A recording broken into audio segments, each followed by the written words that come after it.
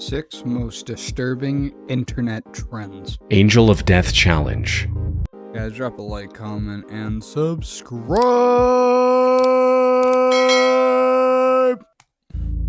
On June 3rd, 2022, an 18-year-old teen tragically passed away after falling in front of a truck in Tangerang, Indonesia. That's a way to go. That is a way to go, guys. Wow. Hit by a truck. However, what made this particular incident stand out among the dozens of traffic-related deaths on Indonesian roads every day was that this was not an accident. Hold on. Instead, so this is just... Hold on. So you're just telling me that we're just hitting people in the street with box trucks? Normal? That's normal in Indonesia? I'm sorry. I've never heard of that. It's strange. This was the result of one of the most disturbing internet trends that was sweeping the country during this time. It had actually started back in 2021, but exploded in popularity in mid-2022. The trend was called the Blackout Challenge, or the Angel of Death Challenge in English. It involved TikTokers, mainly teenagers, playing a game with oncoming traffic, particularly loaded trucks. Their goal was to run out onto a busy street in front of a truck, hope it stops before hitting them without flinching, and post the video of the stunt online. But I don't mean to... Who am I to judge? Okay, who am I to judge in this society? But I don't know here. I'm just going off a limb. If you are getting hit by a bus, right, for a trend, you're a retard. I think I have to just say that. You're a retard. Like, there's something not connecting in the brain, okay? completing this dangerous challenge successfully was a lot harder than many of its unfortunate participants realized.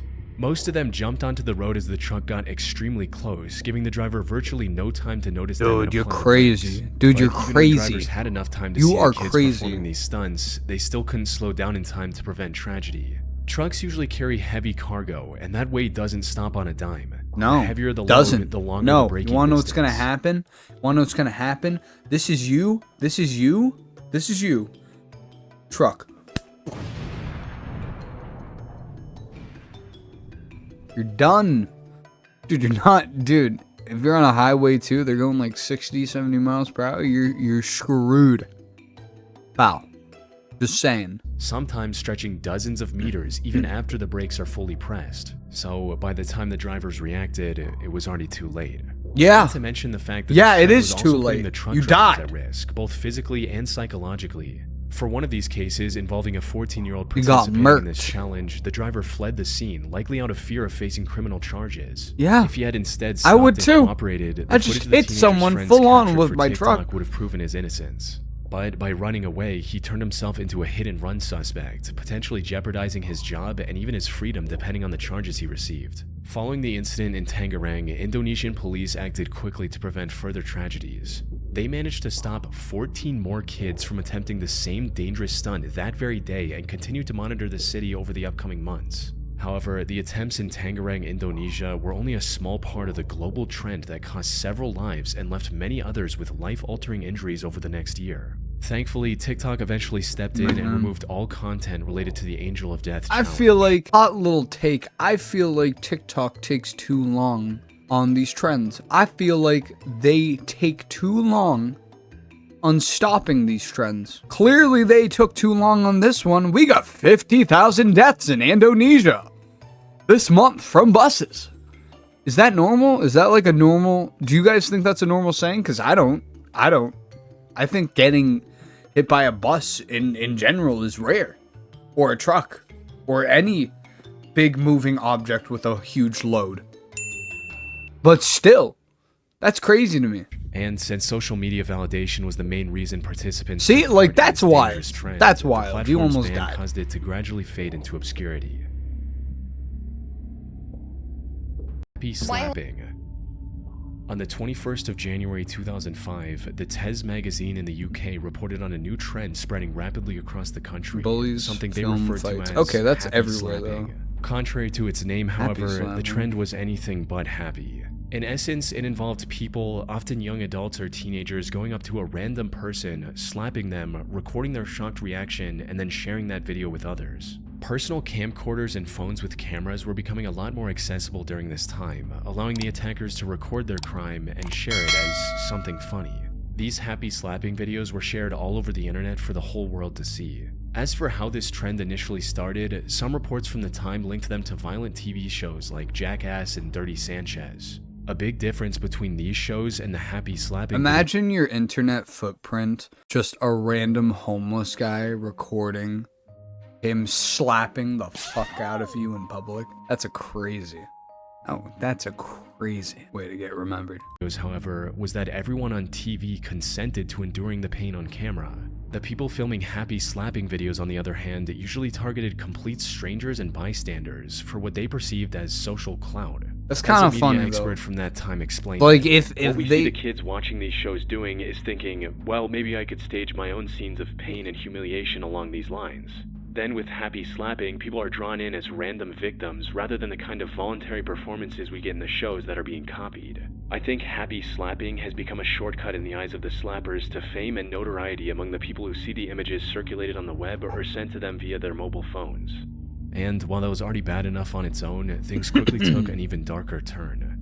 As time went on, the recordings became increasingly violent, likely in an effort to outdo one another and stand out in the sea of dozens, if not hundreds of similar videos. Things went from humiliating but physically harmless slaps to coordinated attacks resulting in permanent injuries. One of the worst cases of this happened on August 31st, 2009 in South London. A 67-year-old retired care worker named Ekram Haq left the mosque on Church Lane in Tooting, England after the evening prayer, where he was then approached by two boys, 15-year-old Hamza Lazai and 16-year-old Leon Elcock, wanting to make a happy slapping video.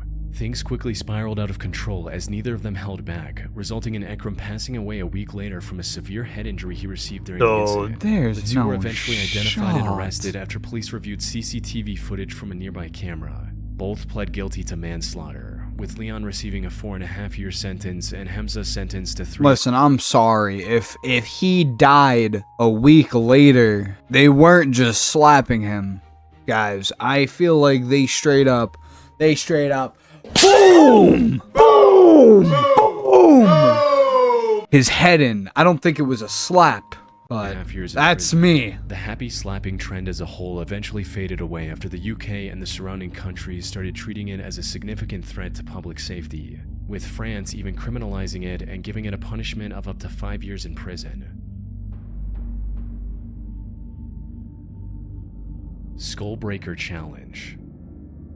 On February 14th, 2020, 12-year-old Parker Smith was invited by his friends to film what seemed like a harmless jumping contest with them. He agreed, and on camera jumped the highest he could, but instead of landing safely on his feet, he fell backward and fractured his right arm. He was rushed to the hospital immediately, and fortunately made a full recovery over the following weeks. However, what seemed like a simple accident turned out to be part of a disturbing internet trend his two friends were attempting to recreate. The so-called Skullbreaker Challenge required 3 people to stand in a line and somehow convince the person in the middle to jump. As soon as they did, the two on the outside swept the legs of the one in the middle who was usually unaware of what was about to happen. This caused them to fall backward, usually... Dude, imagine you with your buddies. Hey, Bill, you want to do this little trend? Okay. Hop up, you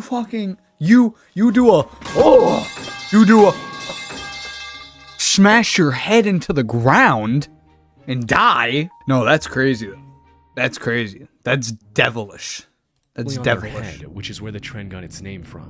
It started earlier that year after a video of 2 students from Spain doing it on their friend went viral on social media platforms That's like crazy. TikTok, prompting countless imitators to try and recreate its success. And, as you might imagine, the results were disastrous. With Parker being one of the lucky ones for walking away with just a fractured arm. Many others were knocked unconscious by the impact, suffered from severe concussions, and some even needed multiple stitches across their skull and face.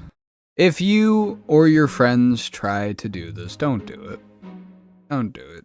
Don't get a concussion. I've gone 4. I've played football back in my time, and it is not fun to get a concussion. I'll tell you that right now. Still feel the ringing. But don't do this stuff. Don't do anything the internet actually tells you to do, because if you think it's stupid and everyone around you is telling you it's stupid, don't do it if you saw it on the internet. That's basically kind of summary. The most devastating of these incidents happened on January 24, 2020 in Cherry Hill, New Jersey, when a group of 7th graders attempted the challenge in school. Unfortunately, the victim fell way too hard on their head, causing them to lose consciousness and have a seizure. He luckily survived the incident and eventually recovered without any permanent head trauma. However, his initial condition was bad enough that authorities arrested the other two 13-year-old boys. They were charged with 3rd-degree aggravated assault and 3rd-degree endangering an injured victim since the harm they caused was mostly intentional. Now, I wasn't able to find any reports on whether the charges were dropped or not, but even if they were, being arrested for attempting a dangerous internet challenge goes to show just how dangerous it can be. TikTok also stepped in and banned all videos of this challenge on their platform. Unfortunately, once something is on the internet, it never truly goes away. As evident from 2 girls finding videos of the Skullbreaker challenge, attempting it on one of their classmates, injuring them, and getting charged for it in November 2022, more than 2.5 years after the original fad ended. Fortunately, there haven't been many reports of kids getting injured because of this challenge ever since. Near the end of 2020 and throughout 2021, oh, it's IKEA challenge. in Milwaukee, Wisconsin noticed a significant increase in car theft. What made this even stranger was the fact that the majority of these stolen vehicles were either from Kia or Hyundai, with theft of these particular cars doubling or even tripling in some areas compared to previous years. However, before investigators could determine the cause of this surge, the situation spiraled beyond their control in ways they could have never expected. Put simply, stealing Kia and Hyundai cars became an internet trend called the Kia Challenge. It began on July 12, 2022, when a video captioned Kia Boys went viral for demonstrating just how we just said that at the same time. We're twinsies. We're twinsies. Telling to steal Kia and Hyundai cars manufactured between 2011 and 2021. All a thief needed was a screwdriver and any regular USB cable, since the connector just so happened to be the perfect size and shape to jumpstart the vehicle. This was a major hardware-level security flaw in dozens of car models, and there was no permanent way to fix the problem either. Now, my old boss actually has a Kia. We used to call it the small man car, a Kia Soul. Kia Soul, not IKEA. Kia Soul. And before my time at the company, someone actually stole his car. He stole everything out of the car. He didn't, he stole everything out of the car. I think he stole the car. I think they found it again. I'm not too sure. But yeah, they're very easy to get stolen into. Like, I watched the Kia Boys a little bit. Video was eventually taken down by TikTok, but the information was already out there and it already sparked the Kia Challenge. Teenagers across the US started breaking into Kias and Hyundais and posting their stunts on social media to participate in the challenge. While the stolen cars caused a massive financial burden for hundreds of innocent residents, the real danger of the Kia Challenge came from what many of the thieves did once they had taken control of the vehicles. Imagine just driving along. You turn your head and you just see 10 dudes up in a Kia Soul. 10 dudes in a Kia Soul out the window like, yo, what's good, gang? Yo, what's good? What's good? As they're drifting or whatever, bro. Something's up. Something be up if you saw that. Of actually profiting off the stolen cars, and were only doing it for the internet, they began taking the cars for reckless joyrides around town, putting their lives and the lives of everyone else on the road in extreme danger. One of these joyrides led to a police chase, which eventually ended with the out-of-control car slamming into the concrete barrier and the teenagers who stole the car trying to flee on foot. The most disturbing of these incidents occurred in Buffalo, New York in October 2022, where a stolen Kia ride ended in a fatal crash, taking the lives of 4 teenagers. In total, the Kia Challenge resulted in the loss of 8 lives before the disturbing trend was shut down by TikTok and other social platforms. Kia and like in general though, hold on guys, but in general, why was it up? You're stealing something. Like TikTok, someone's stealing something. How are you just promoting that? You know what I'm saying? Like, that's crazy, guys. Like, that's a no bueno situation, man. I don't know, man. That's crazy. A class action. Like, it took 8 kids to die for TikTok to shut it down. Like, that's wild. That's wild. TikTok, if you're listening, don't ban me, please. I was just kidding. Car surfing or riding on the outside of a car as if it were a surf. If you car surf on a highway, I hope you die. I hope you die. I'm gonna say it. I hope you die. You are retarded enough to go on the back of a moving car going 50, 60, 70, 80 miles per hour. In what, you don't expect to fly off? Don't give me that shit. Board has existed as a trend long before modern social media was even a thing. It started gaining popularity in the early 1990s, compelling teenagers and young adults to speed down the highway while precariously balancing themselves on top. Today, most modern cars don't have much to hang on to on the outside. Hell no.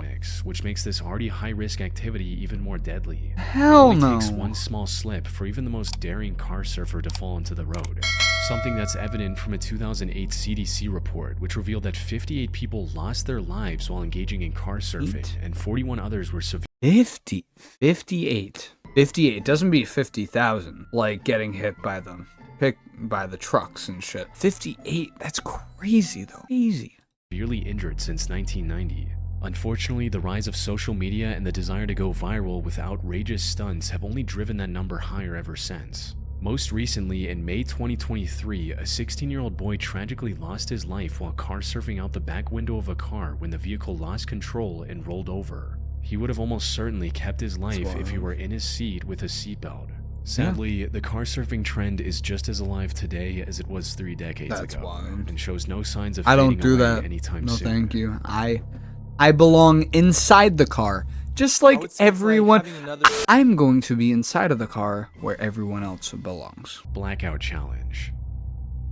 The Blackout Challenge has existed long before social media. The goal in this challenge is to achieve a brief high that comes from cutting off oxygen to the brain by intentionally suffocating until you lose consciousness. However, while many assume that blacking out from lack of oxygen is perfectly safe in the long run, that couldn't be further from the truth. The rewarding guys, do you know what whippets are? The whipped cream cans, right? And inside of it, it's nitrous oxide. When you inhale that, right? When you inhale that, it's basically what this is doing. Blacking you out. Yeah. When people did whippets, they got brain damage and died. Do you know what? It's galaxy gas. Galaxy gas is whippets. Whippets is blacking out and not having oxygen. You're going to die. I saw a kid on Reddit the other day do some galaxy gas. Guess what happened? He seized. Stop. In this challenge is in reality a dangerous form of cerebral hypoxia where brain cells are deprived of vital oxygen. This can lead to seizures and hemorrhages. Even if someone survives the challenge seemingly unharmed, depriving the brain of oxygen for just a minute can cause permanent, irreversible damage. This can affect memory, reasoning, and other critical cognitive functions in the long run. The line between a fleeting, dangerous thrill and irreversible tragedy is terrifyingly thin, and once consciousness is lost, there is no way to control the outcome. Not to mention the very real risk of the person never waking up again. Unfortunately, men who try to recreate this challenge are completely unaware of these dangers, resulting in 82 people losing their lives between 1995 and 2007 alone. What makes this even worse is that almost all of these deaths were between the ages of 6 and 19. Much like other viral trends, young impressionable kids are especially drawn in, motivated by peer pressure or the need for validation online or in real life, which is why the resurgence of the Blackout Challenge through social media platforms like TikTok brought it to an even younger audience and left a devastating trail of victims. One of the most well-known cases is that of Nyla Anderson, a 10-year-old girl from Pennsylvania. Her family found her unconscious on the bedroom floor on the night of December 7, 2021. They rushed her to the nearby hospital. I don't know what I would do. Unfortunately, it was already too late. After barely clinging to life for 5 days, she tragically passed away without ever waking up. No one knew why she would do something like this, until investigators did a forensic analysis of her phone, which revealed she had been viewing videos of the challenge on TikTok. Another tragic instance happened in April 2022 when a 12-year-old boy from the United Kingdom named Archie Battersby suffered catastrophic brain damage after attempting the challenge and passed away months later. And these weren't isolated incidents either. Numerous other children, some as young as 8, suffered a similar fate or other life-altering injuries after attempting this challenge. Sadly, despite social media sites' best efforts to suppress the challenge, it continues to spread to this day. They do a horrible job. Even my dog agrees. Alright guys, you know what that means. It's the end of the video. My dog's freaking out. Guys, like, subscribe, comment, and...